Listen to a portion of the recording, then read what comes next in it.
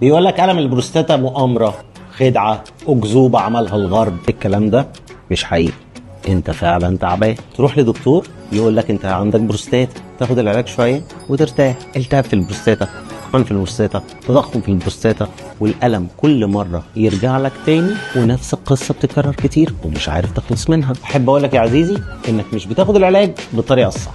على فكرة العلاج صح، إنما الطريقة هي اللي مش صح، لأن في حاجة اسمها متلازمة ألم الحوض المزمنة، ودي بتبقى موجودة في الرجالة والستات، بس سببها الأساسي في الرجالة التهاب البكتيري أو اللابكتيري المزمن في البروستاتا. هي بس ليها طريقة معينة وبروتوكول في العلاج. لو الأعراض دي موجودة عندك، صعوبة في التبول، البول بيقطع، بيصحيك من النوم، ألم مزمن أسفل العانة أو بين الفخذين من تحت، لازم تتفحص كويس وتاخد علاج كويس يا عزيزي، واللي هتأجله النهارده هيكلفك بكرة كتير. كان معاكم دكتور مينا جميل، استشاري المسالك البولية والتناسلية والعقم.